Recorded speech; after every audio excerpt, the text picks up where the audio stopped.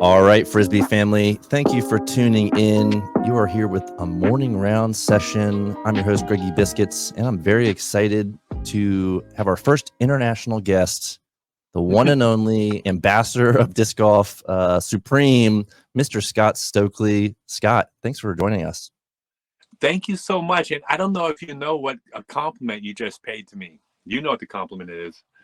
I believe I coined the term Frisbee Family because Oh, it's golf, and I call it Frisbee Family because I'm so old that I'm a Frisbee golfer who started playing disc golf because I started playing when we played with Frisbees, right. and the sport was called Frisbee. It wasn't even called flying disc sports. It was Frisbee, distance, freestyle, double discord, Frisbee golf, guts. And so I started calling it my Frisbee Family, and so apparently it's caught on because all the way out in California, then they now apparently call it Frisbee Family. Well, Please but keep you got doing your that. start. But you got your start out there in California, which we found out in your True. excellent in your book there. So maybe I stole Uh, it. Maybe I stole it from somebody in you California. stole it from yourself. Maybe. But no, I did enjoy the book. The book's fantastic. If you haven't checked it out, Yeah, it's Growing Up Disc Golf. yep. Scott Stokely growing up disc golf, and it's a masterpiece of literature, according Yeah, to the 5 stars on Amazon. I mean, you cover so much of the early history of Frisbee. It's really informative. If you haven't checked it out, make sure you do. But we're talking about the here and now. You know, one of the best throwers of the disc ever. You're over there in Nokia, Finland. You've got the RV. Tell us about kind of what shook down. This is pretty recent events. Corey Ellis gets his first major dramatic times there on the back nine for the lead card. You were there, right? Yeah, I was walking around with the group. Yeah, these are all my friends as well as my heroes. And look, I'm happy for anybody that wins. I'm always kind of rooting for someone that hasn't won one or won the big one, just because that's fun for me. And the people that were competing at the top were all going for their first major win. So I would have been happy I wasn't rooting for any of them. I would have been happy for any of them. Corey has had a couple very close calls, like Lakes Open and another one. Maple Hill. Maple Hill last year. Yeah. It was great to see him kind of like, get the monkey off the back. So he played the best golf for the tournament. He deserved it. Incredible talent being showcased there on that final card, as usual with the Pro Tour, which you went deep. And I know the galleries were backing this up too. You'd have the 7th or 8th card, and you'd have a huge gallery following along there in Nokia. Isn't that correct? Yeah, I mean, probably 500 people following the 7th card. I mean, all week long, I had a huge gallery following my card, which I've actually gotten kind of used to out in the tour because I kind of attract a unique audience from the rest of the tour. I've connected to a large extent with an older audience. I get to represent the older crowd, and so a lot of the older players come out and follow me, which I'm super flattered. But it's never like this. Right. And as basically, like, if not the first, like the first fully touring pro, right? Because you were out there in the early No. I was the 7th touring pro in the top 10 is my point. Like yes, I was one of the top 10. And got to represent us internationally very early on. And so you've been having these roots, again, growing the Frisbee family overseas for years. And now you're really, I don't know, it's like you can see how it's grown. It's incredible. I heard some stat that Nate was talking about where overwhelmingly the school children identify with disc golf as their favorite sport. In Finland, 20% of people say they disc golf, and disc golf is the number one most popular activity for school children when polled, what do you do after school? And it's depending on the poll and the day you take it, between 40 and 50% of kids disc golf after school in Finland. It is incredible. Absolutely, it's insane. I mean, I'm walking off I had a good first round. I was in the top 20 or something after the first round. but that's still fifth card. And I come off the fifth card, and I got a video, but I bet it's 500 kids waiting for autographs out there for the fifth card. The funny part is, though, because they're all kids, I signed less autographs than Calvin. Who did I play with? I didn't play with Calvin first round. I played with the younger players that they're more recognizable to the kids. But yeah, it's mind blowing. It's like I feel like, here's what it feels like. I used to go to Dodger Stadium as a kid, and all the other kids along with me would line up right at, above the dugout, and we would all like just be gathered, and one of the Dodgers would come out. Didn't matter who they were. If they had a Dodger uniform on, we were all like trying to get them to sign our baseball with a pen and a baseball. And like, I got to be on the other side of that. I got to be the Dodger, and with kids handing me their baseballs and their pens. And man, what a treat! It's amazing. It's awesome. I know you wanted to talk about it, so let's not get too far away. Take me back to hole 16 there at the Beast. Oh yeah, Anthony Barella. Well, so it's a unique hole because it's not a stroke and distance hole in the traditional sense. It is, they call it a bunker hole or something like that. I wasn't even familiar with it, but basically you throw your drive to a landing area, and then you have to throw from the landing area to an island. And at any point in the hole, if you throw out of bounds, you don't advance to where it went out of bounds, nor do you go to a drop zone. You take a one-stroke penalty and you rethrow.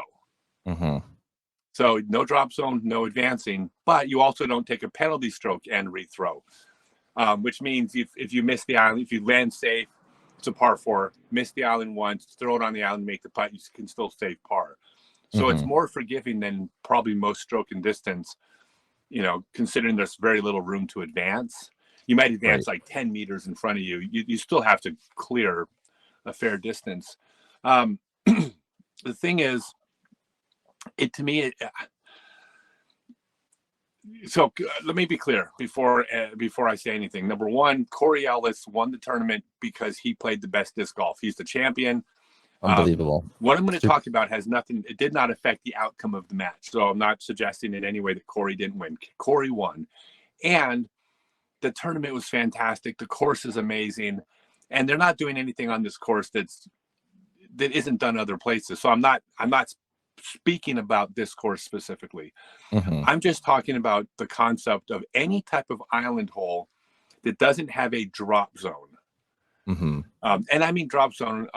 There was a course in Norway with a drop zone like 80 meters away, which is also basically like stroke and distance. You still got to like throw a hard shot to hit the island.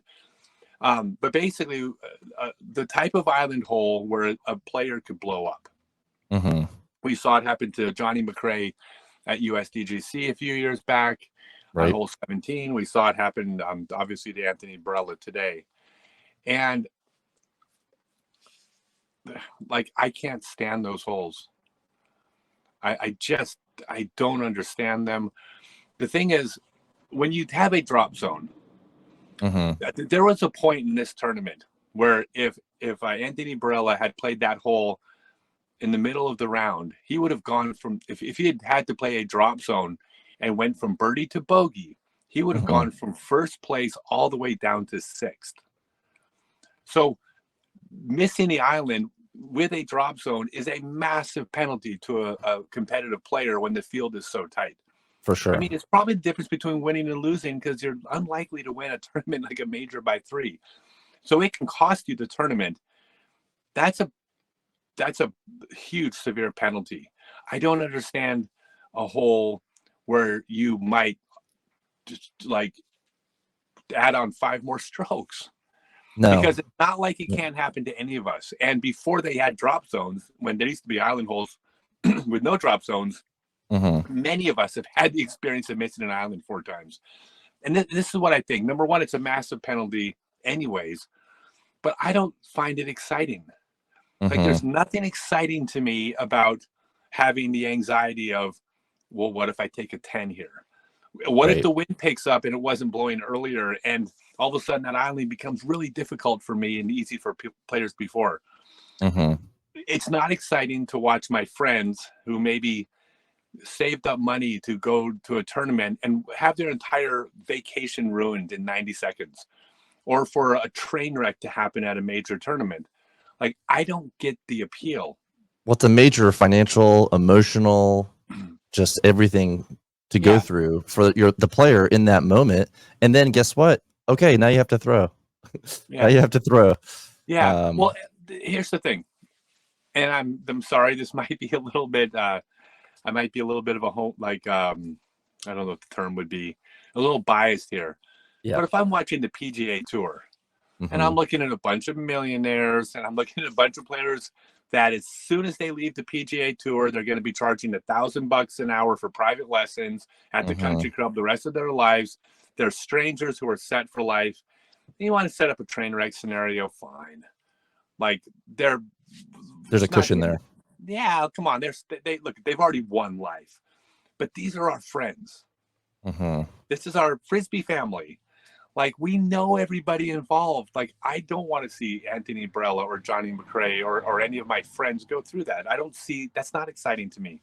Now, Mm-hmm. if you do find it exciting, I totally defend your right to find that exciting, because this is just an opinion. Mm-hmm. But I personally wish those holes would go away. I don't like them. I don't see the appeal. Like, how is, like, a train wreck's not exciting? Like the reason those holes exist is so potentially something bad happens. Who enjoyed that? Right. I guarantee you Corey Ellis didn't enjoy watching it. Corey Ellis wasn't there going, yeah. Corey Ellis, Mm-hmm. I guarantee you Corey Ellis's heart was breaking. And I guarantee you Corey Ellis had a hard time focusing on his shot, thinking about his friend Anthony Brella, what he just went through. Right. You know, if your own competitors aren't enjoying it, no.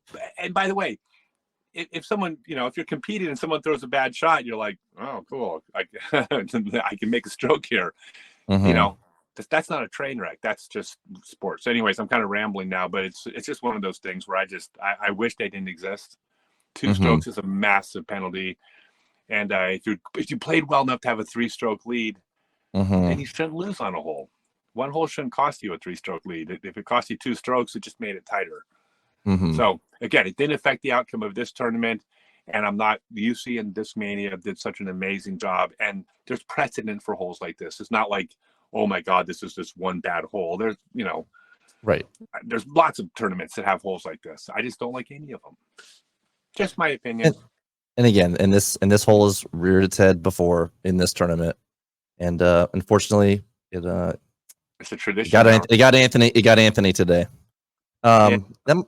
It might be a good opportunity to talk a little bit about what you're noticing. I wanted to ask you about the sort of temperament of the pros, because again, we're establishing this pro rank, and obviously we've seen still a boom in popularity and I'd say a boom in sort of high level talent that's rounding out the pro ranks. But you have this like kind of established core group, if you will, that sort of makes up the tour. How does that compare to, say, 5 years ago, pre-pandemic? And then how does it compare to where you were kind of there at the end of when you took your break there at the end of the 90s, early 2000s? So it was kind of getting ready to go through another progression there with the Nate Dosses and the young Paul Macbeth or Nico LaCastro. Well, what's happening now is you have 50 players that can win the tournament, and you're not shocked. Mm-hmm. It's like even when, say, like, we'll take Parker Welk, because he's I think the lowest rated player to win an Elite Series event when he won the Dynamic Discs Open. I've shot with Parker Welk. He is freaking amazing. And 10 years ago, he's one of the top several players in the world. And he, like, even when he wins, watch him throw.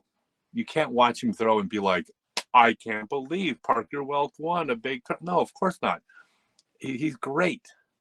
No, like the guy who shoots 13 and 15 down, like at other tournaments, it's like, oh my gosh, he did it here. Yeah. So that's what we got now. We got a field. Like, it's not going to be long before you have a tournament where everybody can win. On the PGA Tour, every single person out there can win a PGA event, and most of them have, I believe. So that's just what it is. It's just depth. There's players at the top. I mean, there's no doubt that there's still Gannon and Calvin, and you're never going to count out Paul and Ricky.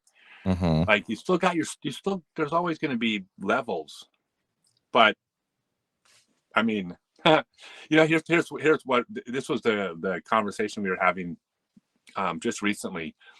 We were saying if the World Championships was today, and you could have a choice of who you think's going to win, you could have 4 players of your choosing, or the rest of the field. It's not obvious what you would choose, and you'd probably be smarter to take the field. It's never been that way before. I mean, when Paul and Ricky were dominating, you would take 2 players against the one, and back in my era, you would take Ken Climo 1 player against the field.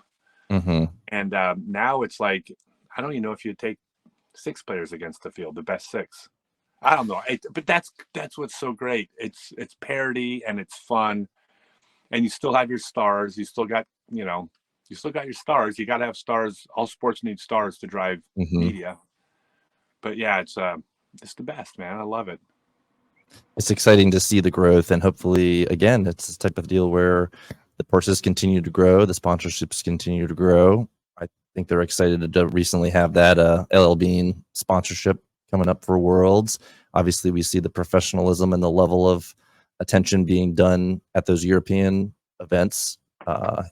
Huge galleries, what looks like to be a pretty good spectator experience, would you say? Yeah, absolutely. And by the way, I didn't mean to leave this is how hard it is. I left Eagle out of that conversation just because he hasn't been playing as much. But when he comes out, he's still Eagle. Like he's still Eagle freaking McMahon, and then we haven't mentioned Simon. Yeah, Simon, of course, Simon. And then you're like, as soon as you mention them, you're like, yeah, but damn, Corey's been playing really good. And then Kyle Klein, a bunch of these players who really good, and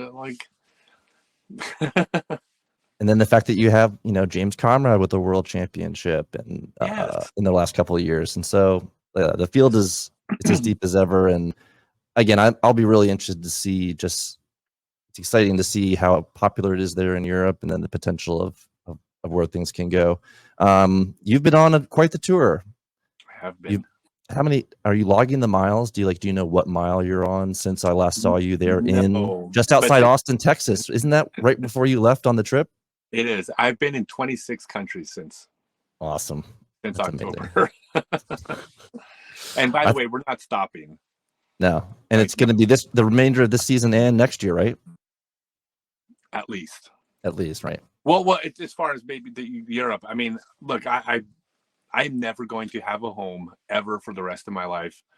I will be doing disc golf stuff in the summer. When I get to the point where I'm not competing, I'll still be out there teaching. I still got to make money. I got to pay them. They got to pay for this dirty habit of mine of traveling the world playing Frisbee.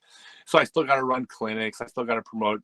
I have an online class, Become a Complete Disc Golfer, which is what I'm most proud of. It's scottstokely.net. That's where I'm able to fund most of what I do.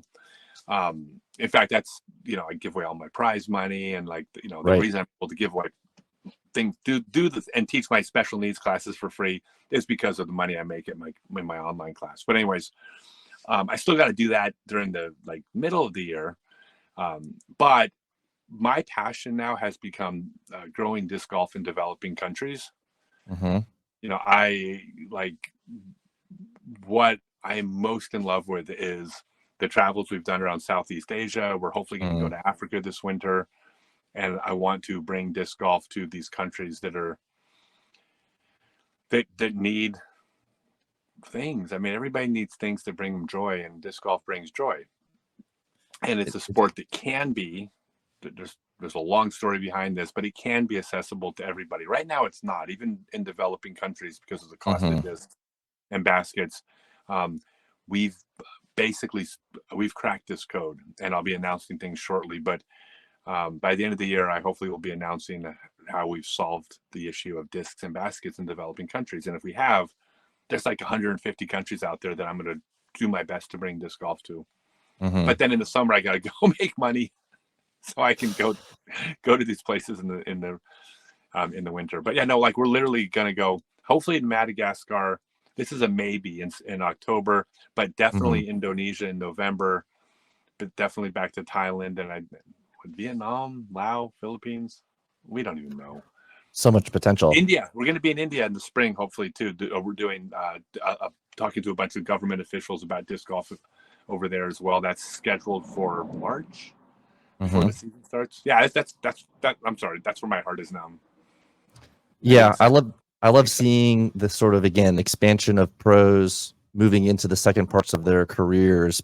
Whether you have, say, and again, all these people are still competing on certain level, but Jay and Dez with Edge, or Zoe and Dustin running Uplay.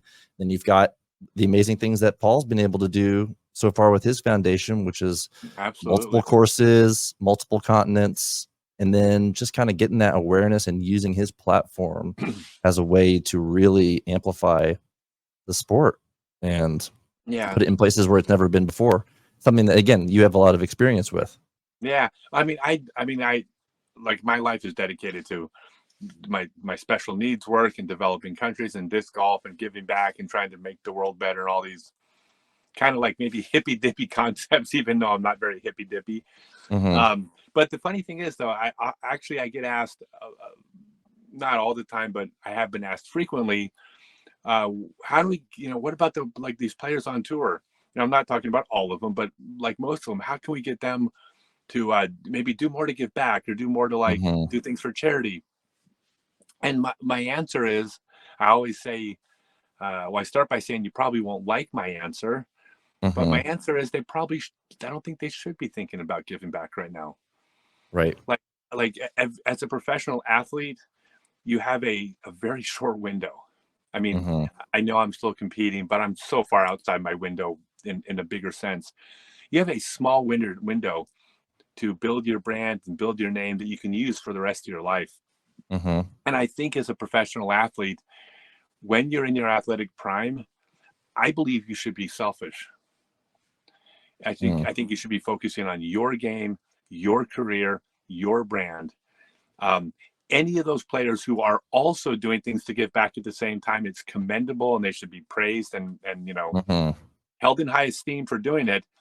But I never think that's what a person like you have an obligation when you're 25 years old to think about the world. You should be selfish. This is your time for your business and your dream. What I want to do is I want to show people that there's different phases in life where you can have different goals and agendas. And so hopefully a lot of these players, when they see what I do down the road, when they're successful and they're making money and they have a brand, then they start thinking, hey, maybe there's things I can do now. I got this name.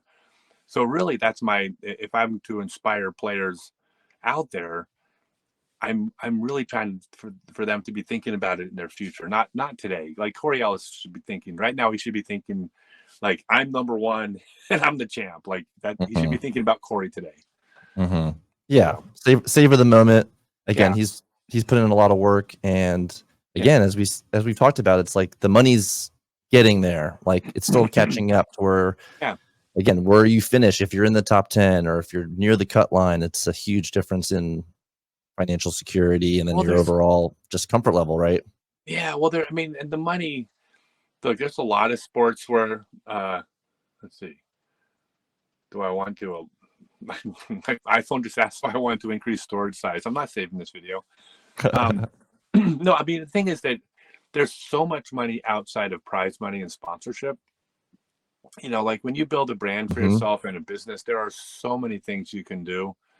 In fact, one of the things that I try to mentor when I have time with the younger players is that the least valuable thing you have for your career is your prize money and sponsorship, because both of those are dependent on things outside of your control. You never know as an athlete, you never know when your athletic clock alarm goes off and you're just no longer at that level anymore. Father Time has won every sporting event in history, right? So you never know. And sponsorship is always dependent on somebody else. Right. It's outside of your control. You don't control it. And so Like, take advantage of those things now, but you need to build your brand around things that you have control over, which is your clothing line, your teaching, Mm-hmm. your clinics, your Mm-hmm. YouTube content, whatever it is. That's where people need to be starting to focus too, because the money's good, but I mean, doesn't last for life unless you're one of like a small handful of people. No, I'd say by and large, the touring pros have to have that diverse approach to how they're building their career and their brand, as you say. And they're in. I was going to say they're in a unique position too because of the accessibility that the fans have. I would say it's not really that comparable to most other sports in terms of the access that the fans can get. And then I guess it is useful because there's a wide range of things that you could do as a player, whether it's donating materials or it's doing the lessons, group lessons, individual lessons, online tutorial. There's a lot of ways I guess you can reach the fans. And we should congratulate you. You did get to the 50,000 sub level there on YouTube, which I'm sure helps. And then it's just a further crystallization of all the hard work that's gone into it. Yeah, absolutely. And there's so many things you can be creative. Course design and being a course pro and opening a pro shop. Mm-hmm. I mean, the thing is, every player that comes off the pro tour can parlay that for the rest of their life. Like, you should come to my course. I played on the disc golf pro tour. Right. This is my pro shop. People will support that. That's why I don't worry about those PGA pros if they had these crazy island holes, because like they never have to have a real job ever again. They were on the PGA tour. You can parlay that.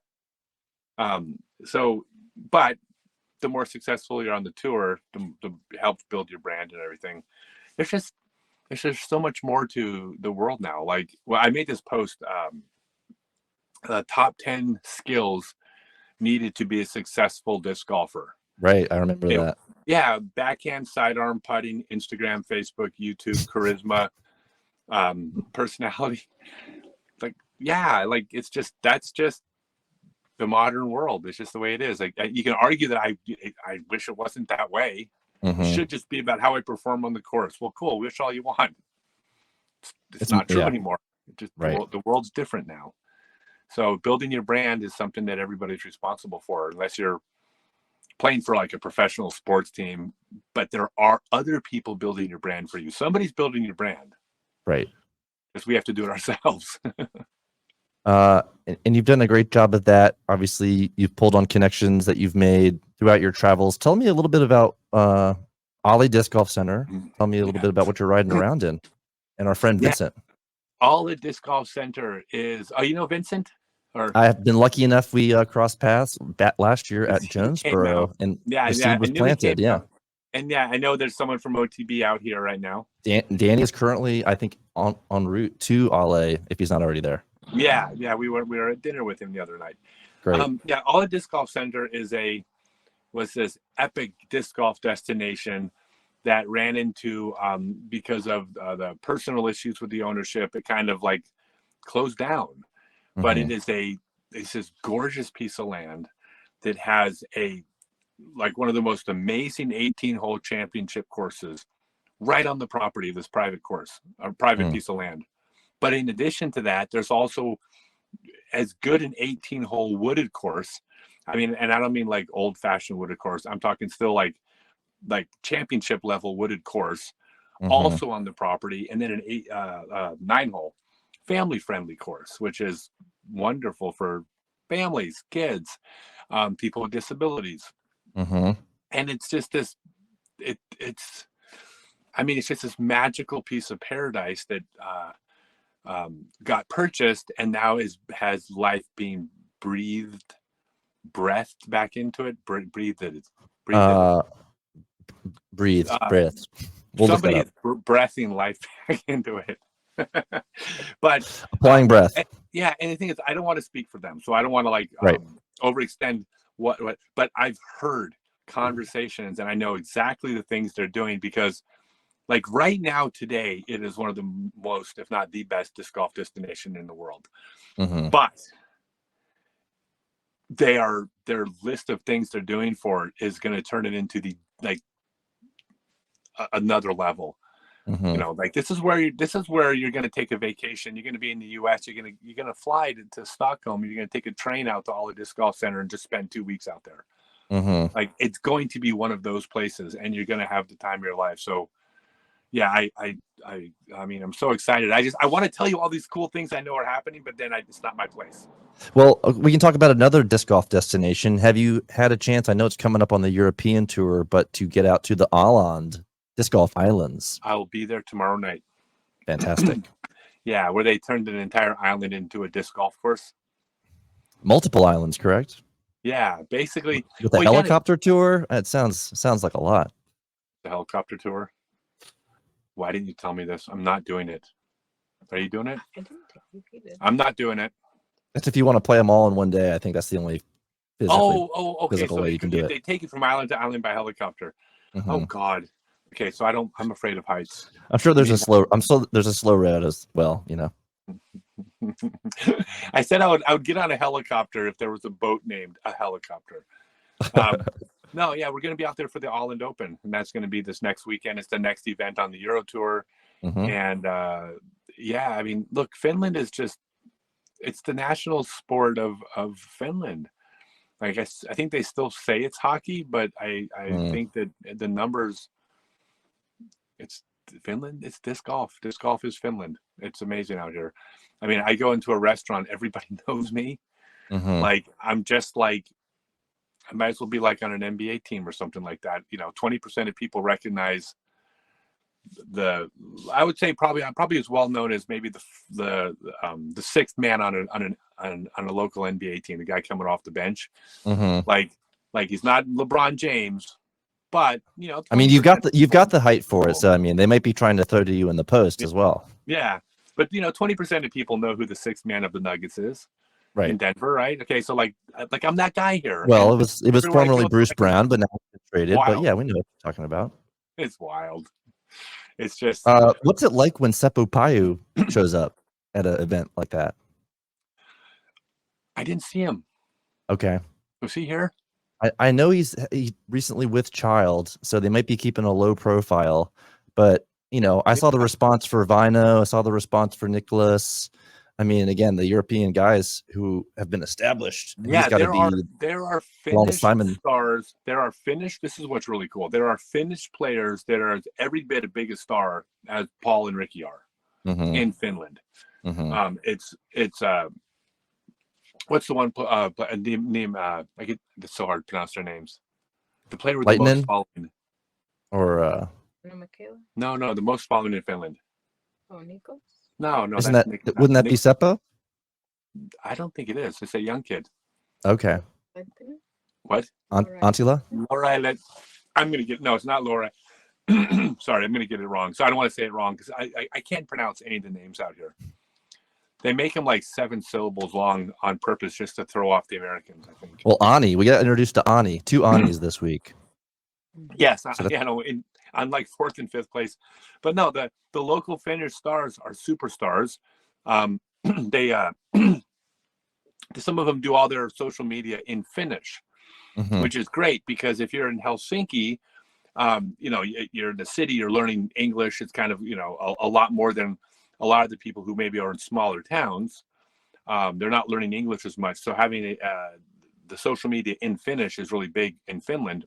Okay. Which is really interesting because we had the same conversation with Josef Berg from Sweden, who's doing content in Swedish, which you would think would narrow his audience, but it makes him super appealing to the people at home because he's being Swedish. And the Finnish players out here, they're not trying to be American or right. You know, they're being Finnish. They're proud of being Finnish, you know, and they represent Finland, and they talk about representing Finland, and they're a team, and they even some of the clothing they wear will match, and so that really endears them to the people in Finland, and it's one of the things Finland's done so well is they've embraced Finnish players.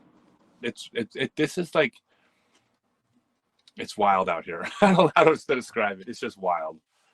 Well, again, and then you see a competition like the President's Cup, which again, while the U.S. is on an impressive winning streak, the competition was tighter than ever this year. It is. And actually, so here's the thing. I made a post about this because the U.S. team has won every President's Cup, USA versus Europe, right? Right. Except that the first USA versus Europe took place in 1997. Right. A promoter by the name of Urs Hante in Switzerland ran the first U.S. versus Europe disc golf tournament in Gstaad, Switzerland. I was the captain of the first U.S. team, and the Europeans won. So they did win the first U.S. versus Europe match. It was called a different name, but it's the same thing. I mean, this is I'm not trying to take anything away from what the President's Cup. They've taken this to a whole new level. Oh, for but sure. Urs Hante should get credit for doing the first one. And then it was called Culture Clash. Then I ran the Culture Clash 2 years later, U.S. versus the Europeans, and we got our revenge and we beat them. And that was there in Colorado? That was in Colorado.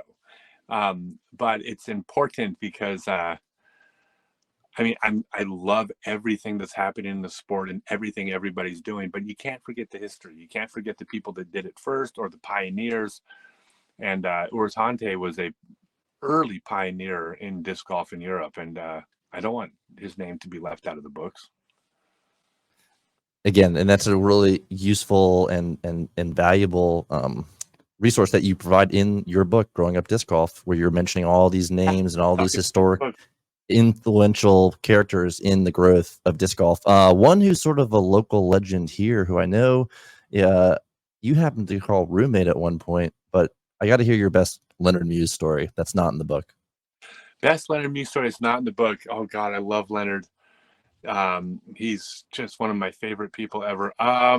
Leonard Muse, course designer based here in the Bay Area, and is the designer of our OTB Open course, just for a little reference on folks who might not know. My best Leonard Muse story. Oh my God. Oh no. Okay, so Leonard's really short, and he was proud of the fact that he was probably the first player to ever throw 100 times his height. Okay.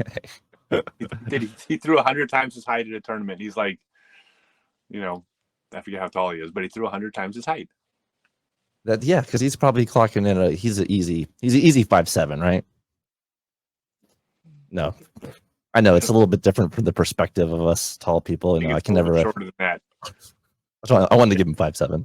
I'll ask him later. I'm supposed to hop on the phone with old Leonard himself, talking course design, trying to learn from the masters. I tell you what, the problem with really nice people is crap stories. Like there's never good stories about like really healthy, well-adjusted people. Right. He probably had two parents that stayed married, and like he's just really on top of his shit. Yeah. He knows his stuff. But Leonard is on my very short list of favorite people. My short list of like probably 500 people that are my favorite people. But he's high on the list. When you factor in how many people you've met, then it's still high praise. He's in the top 500. That's podium. One cool thing you got coming up is you've played a very long disc golf hole before, and you've got another long disc golf hole to commemorate. Was it the 50,000 subs, or was it your changing of age? Your birthday. Yeah, I started doing this thing where like Transylvania, that's what it is. Yeah. So a couple of years ago, when I was 52 years old, I played a 52,000 foot hole, which is like 9.8 miles around, something like that. I just set up. What we do is I set up a basket. I have to find a very specific location because Adriana, my girlfriend, she follows in a vehicle and she videotapes the whole thing with a dashboard cam. But we found a place on a beach where you could drive 10 miles up the beach, basically. So we set up the basket. We drove 10 miles up the beach, made a U-turn. I got out of the truck, set up the camera, and she followed me down the beach for 10 miles. And then someone said, "Hey, that's like the world's longest hole." I'm like, "No, it can't be. It's like, it took me 5 hours. Anybody could do that."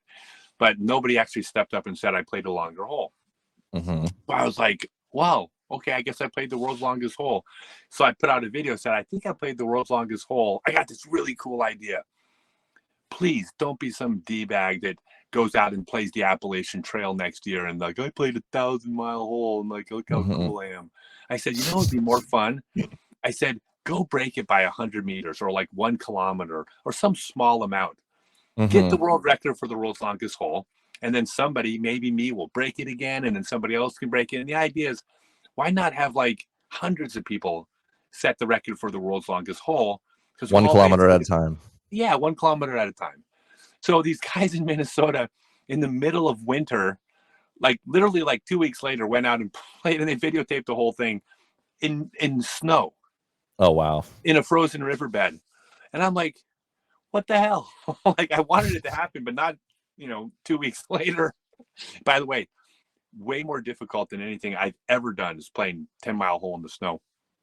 So I was like, well, screw that. So I only like cool destinations that are going to look cool. So I said, I'm going to go play a hole across Death Valley. So I played like a 10-mile hole across Death Valley. And then like 2 weeks later, they did it again in the winter. And I was like, damn, what this is BS. And then I was like, in Australia, I said, well, I'm going to play a 10.5 or 11-mile hole across Tasmania. Right. And I did. And then like 2 weeks later, these guys in Minnesota broke it again. So anyways, apparently no one else is interested except for me and these crazy people in Minnesota. But so anyways, we're going to be in Romania in a couple weeks. And so I said, well, I'm okay, fine. I'll beat your record. I'll play a 54,000-foot hole in Transylvania. I'll set the basket right next to some creepy old castle, and I'm going to do it dressed as Dracula. Truly legendary status. Not only playing the most disc golf, but having the most fun while doing it. Yeah, like let me ask you a question. If you were playing a 10-mile or 11-mile long hole across Transylvania, would you even consider not being dressed as Dracula? I mean, it's just a sign of respect, is it not? Yes, it's cultural appropriation of the best kind. No one else in the world cares about cultural.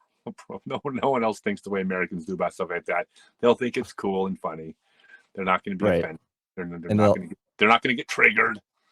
They'll just be happy to see the tallest Dracula in Transylvanian history. Yeah, I know, right? I'm going to do it with fangs and everything, of course. Obviously cape. Do you go? What kind of footwear are you going to go with there?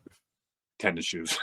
Okay, all right. Well, really comfortable. Again, really comfortable hiking shoes.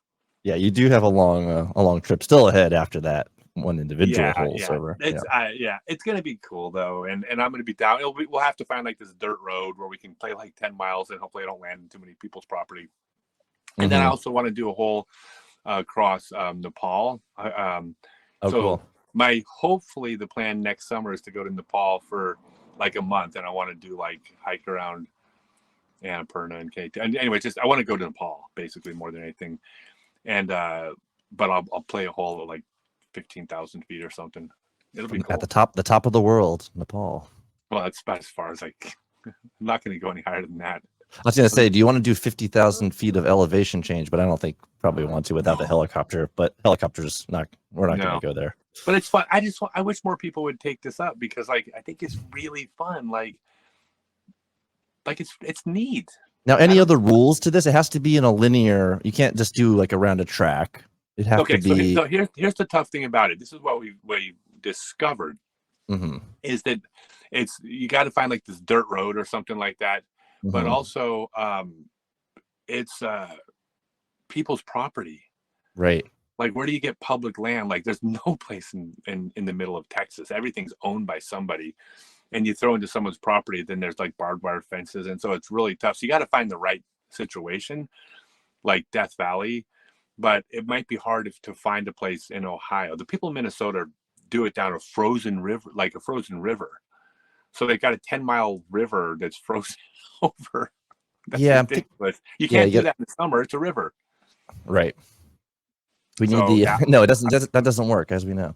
But I wish it would catch on because, like, why, I thought like everybody would be all over this idea. So I'm going to keep doing it until it catches on. But if they don't, cool, I'll just keep doing it. And then, it's sort of because it's unofficial unless you have like the Guinness official follow you the entire, length of the hole. Thing. Everybody says, should we get it sanctioned by Guinness? And the answer is absolutely, positively not. We don't want Guinness involved. Okay. Because there are people that just basically try to get records. They look for records anybody can break. Like, Mm. how long can I hold an egg in a spoon or something? I don't know, like stupid records. But if this was an official Guinness World Record, somebody who doesn't even disc golf is going to do the Appalachian Trail because they're going to want to set the world record. We And got to just keep. throw a disc every point of the trip. They'd have to throw the disc and walk to the line. Yeah, and but throw they the would disc. do it because they want to have a world record, and then it'll be their 9th world record because it's not a Mhm. real. Look at a 10-mile hole. Where are they going to get a basket, Scott? Come Yeah. on, be reasonable. The Those thing people is, don't know here's the about thing disc about golf. this world record is this is the easiest world record in the world. Virtually every disc golfer on planet Earth could go out and play a 10-mile hole. It takes like 5 hours. This is not something that Mhm. takes a level of skill to do. It's like we can all do it. It's all about vision. Some people don't made-up have record. the vision, right? I just don't want anybody to do the Appalachian Trail. Well, partially because if they do it, then I'll probably get it in my head that I'm going to break it, Right. and then I'm going to have to waste a whole summer just to break a stupid record that doesn't matter. I mean, that would be a very impressive feat to get through the whole AT or any of these Sierra Crest Trail or Pacific, whatever have you. You know someone will do it. You know that guy. I think I met him at a disc. I met him at a disc. I met him at a disc golf tournament. I know.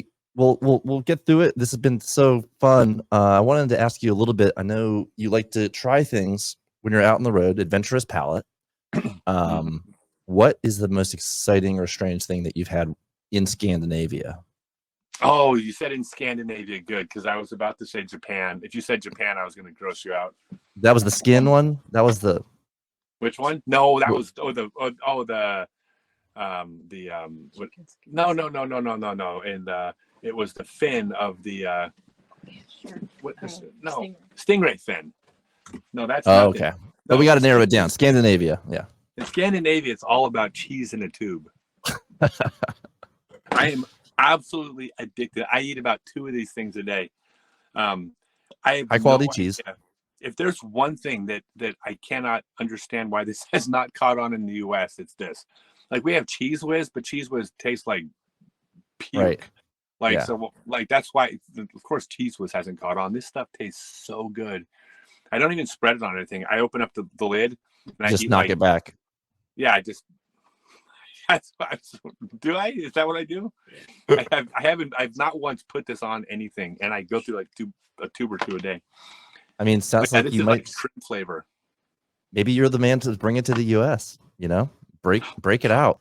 No, you go to like Sweden, and there's an entire rack with like 18 different flavors on it, and it's paradise. And we go get like one of every flavor, because it has no carbs in it, and it's not good for you, but it's not bad for you. Here's the thing about like Scandinavia and Europe, something you might not realize if you're in the U.S., but they actually have health standards in other countries. Okay. So you can go to a McDonald's in Scandinavia, and it's basically fairly healthy. Mm-hmm. Because if you go to a McDonald's in the U.S., the burger has like 80 ingredients. Right. Well, the hamburger in Scandinavia has 2 ingredients: meat and salt.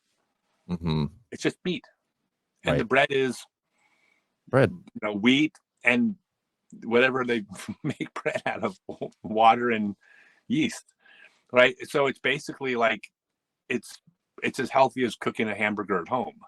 Mm-hmm. So, anyways, you can't really go wrong out here, but it's also compared to like say Asia, the food's not that interesting. I mean, compared to Japan and Cambodia and Thailand.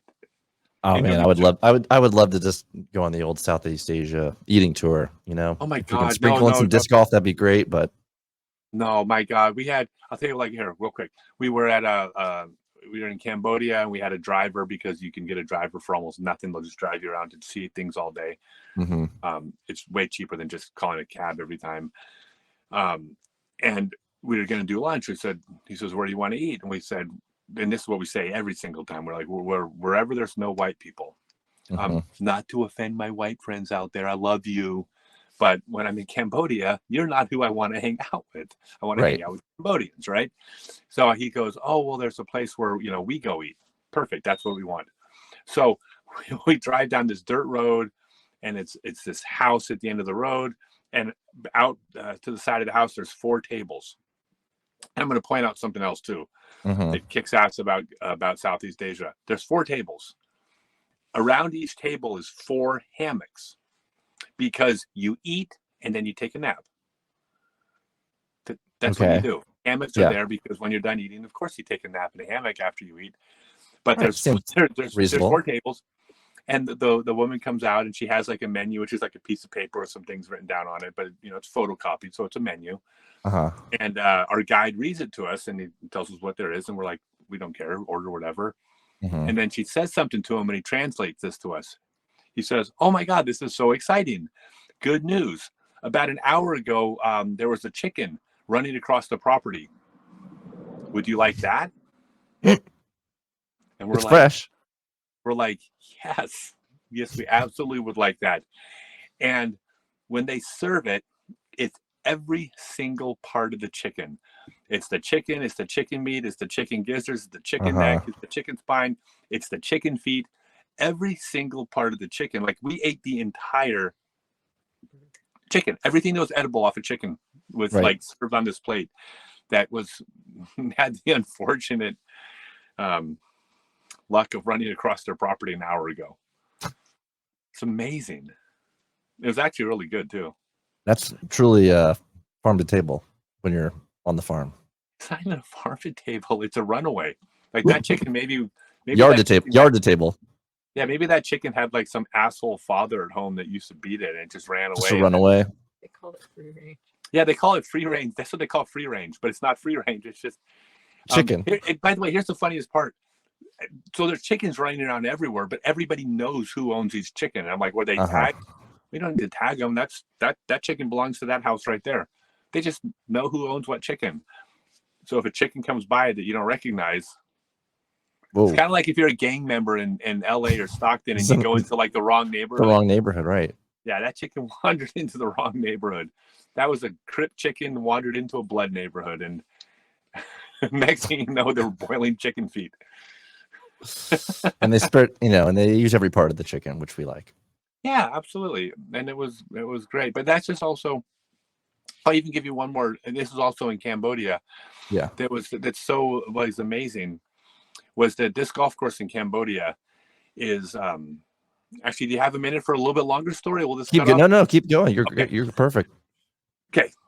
The most amazing disc golf experience that we had in Southeast Asia, and my apologies to all the wonderful experiences we had, but my favorite was Cambodia. And when we get there, it's actually this like really good, not DGPT championship course, but it was a quality disc golf course, quality shots, quality out of bounds, obstacles. It was a good course. So I asked to play. Oh, by the way, it goes all around these rice paddies, and there's like rice paddies over here and these trees. And I mean, it's beautiful. Just like if you watch a movie like about Vietnam, you look out at the fields. That's exactly what it looks like. The traditional rice paddy fields where you see people leaned over it. They're bent over at the waist, planting the rice and everything. That's what it was. So I asked him, I said, well, God, this is beautiful. How big is your property? And he says, about half an acre. I said, well, what do you mean half an acre? He says, I'm like, clearly, you have a disc golf course on there. It's like 15 or 20 acres. Yeah. And he goes, no, that's not my land. I said, well, whose land is it? He said, all of the neighbors. I go, so whose land is the course on? He goes, about 10 different neighbors. I'm like, what? They let you do that? He says, oh, I didn't ask. Wait, what? What do you mean you didn't ask? No, it's just okay to do. You respectfully paint an OB line around the rice paddy because this is their food, and you don't put a basket by somebody's house, but this is just land. And if you use the land, not only do they not even ask the neighbors think it's really cool. So we're playing the tournament, the neighbors are out there like watching you and cheering you on and stuff. But so anyways, it's just wild. And there's kids everywhere because there's like 5 or 6 kids in every house, and they're out there and they all play disc golf and follow you around and climb trees to get your disc, and you tip them. But anyways, there's a reason why I was talking about Cambodia. The The food. food. Yeah.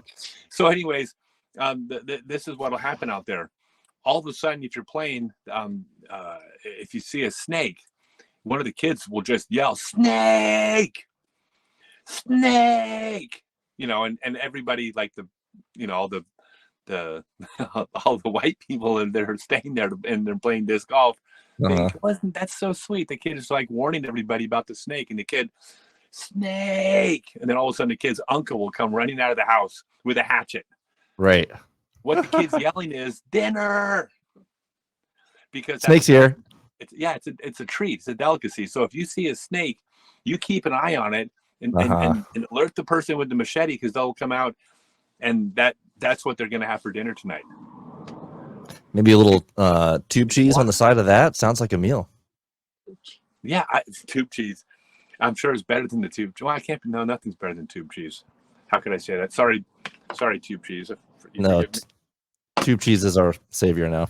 Okay, but anyways, yeah. So it's just, but it's just being in a different world. That's why traveling. You said go to Southeast Asia. That's why it's so exciting to travel, because it's not like you're in a country that speaks a different language. It's not the U.S. in a different language. I mean, it's culturally completely different. I mean, can you imagine playing on all your neighbors' land, and it's just what you do? Because like they think it's great. Oh, I'm so happy you're using my land. I'm so happy my land is being used for something. Rather than like, oh, that's the land that I own and you're not supposed to be there. Yeah, they can't even get the kids to write the names on the discs, because the kids come out. I mean, all the kids play.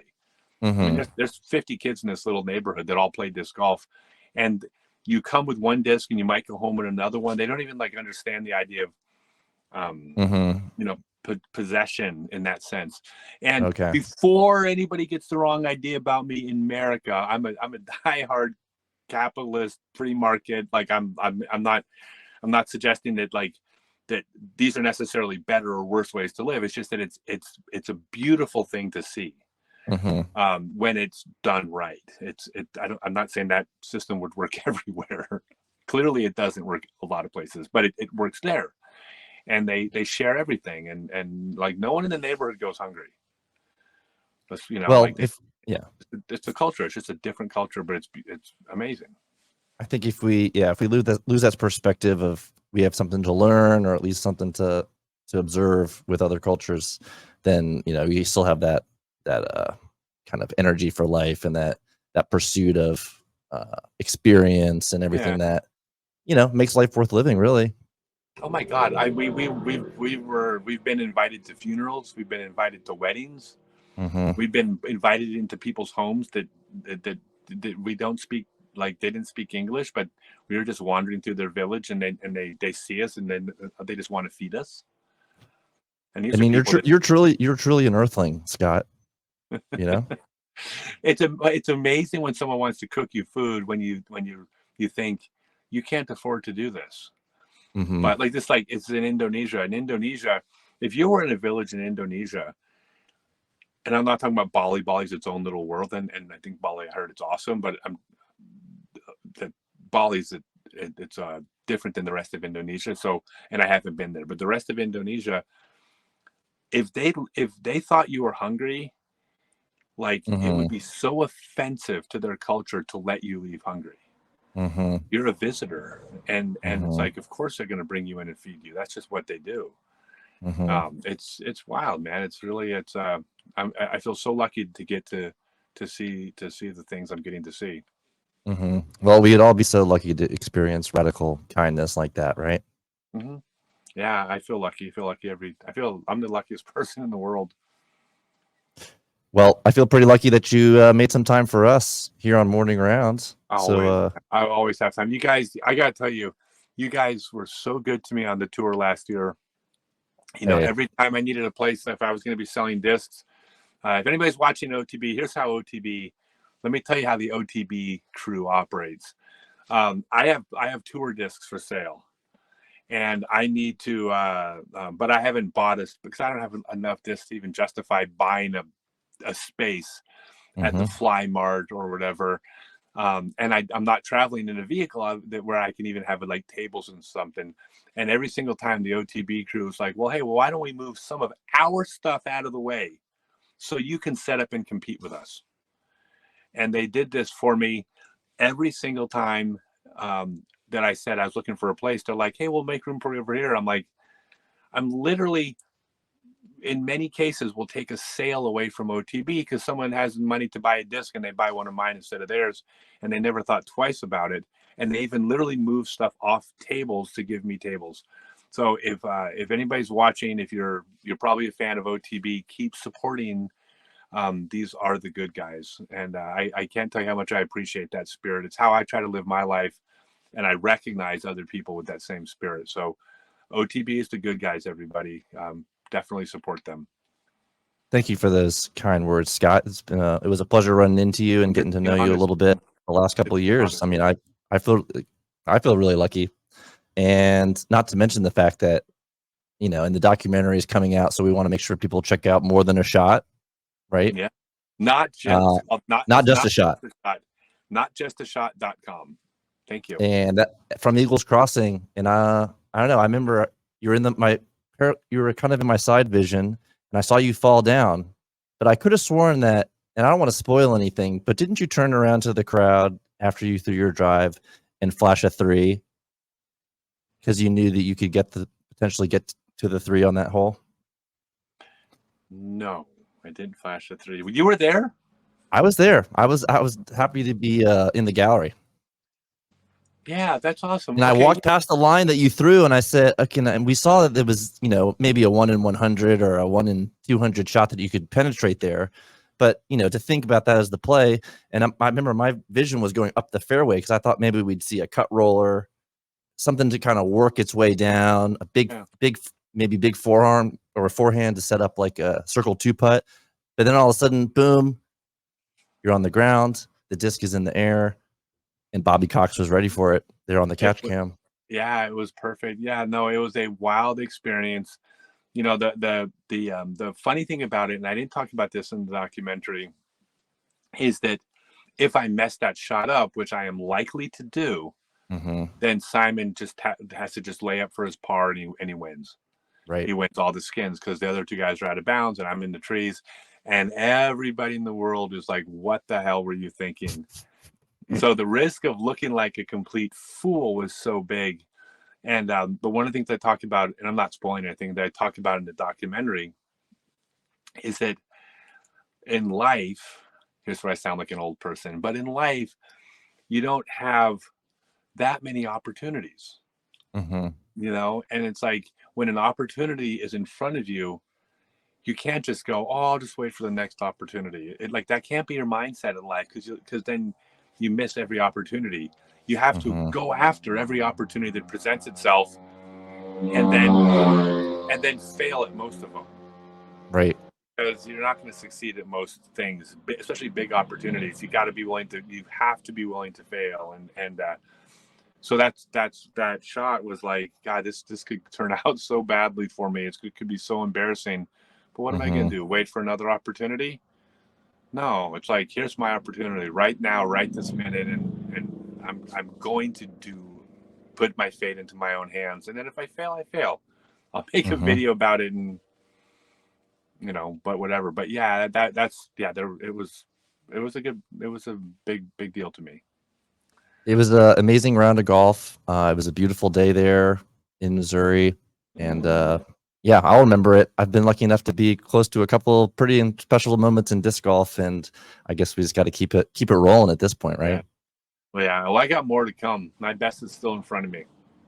It was an inspiring day, and you continue to inspire us, Scott. So thank you for doing the hard work out there. Thanks for being honest and just giving people a lens into your personal life, which, you know, you've been more than happy to like open up about. And I think it's been a great example for people to learn how to live that, you know, a full kind of exciting life. So I appreciate that. Can I give one more plug to my?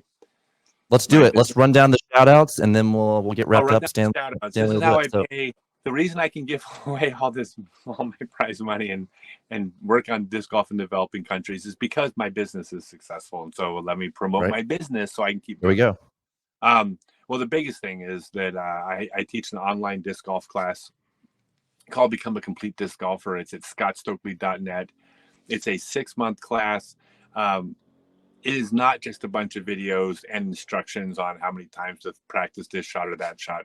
It is a complete interactive class. There's multiple classes each month. You can do live. You can listen to them recorded too, because you'll be participating actively on our Discord server, which, by the way, also check out my Discord server at scottstokely.net for a bunch of stuff that's completely free related to disc golf, but the class is not free, obviously. But on the Discord server, the biggest thing about this class is that I have a process called the Stokely Disc Golf Method. It's not a different method of throwing. We all agree on the right and wrong way to throw. We know what good and bad technique is. The method is the process to get there. Because if you've just watched tutorial videos and are wondering why you're not throwing well, it's because that's not a process. You're being shown the end result. So I teach a method that I've developed to actually get there. But part of that process is you will be uploading videos of you throwing for an unlimited number of professional form reviews. This is critical to what I teach. What I teach requires you to do a step, try to do this step right, upload videos, and be told you're doing it right or you're doing it wrong before you move on to the next step and add the next layer to the throw and the mechanics. So it's a very interactive. You're going to be putting work in. But you want to be good at something, it takes work. But the important thing is that it's completely interactive, and it's an unlimited number of form reviews, because some people pick up stuff like that, other people takes time. So I don't give you a limit to how much you can interact with my trainers and my coaches and myself. So anyways, go to scottstokely.net to read about it. I'm more proud of this than anything in the sport as far as my teaching. It's the best thing out there. And I hope you all check it out, because you'll be better at disc golf afterwards. That would be good. Who couldn't stand to be a little bit better at disc golf, right? It's, man, the results are like, it's so good.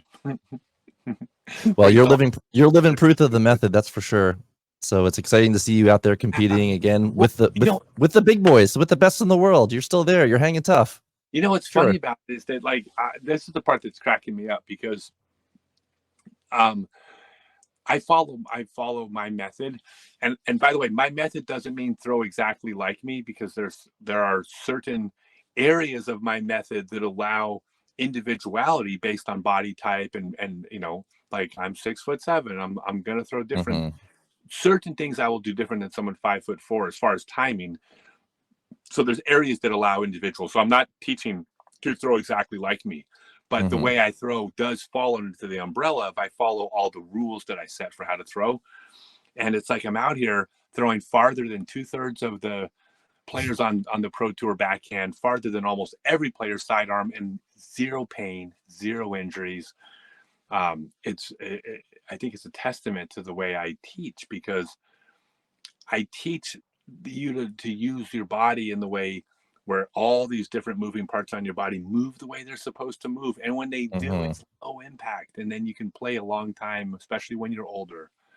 It's super important, because if you're older and you throw wrong, you will get hurt. And everyone who's older who throws wrong will agree. They know what it feels like. I'm telling you, you can throw without getting hurt. Anyways, yeah, sorry for I hope I didn't overplug my class, but I'm very proud of it.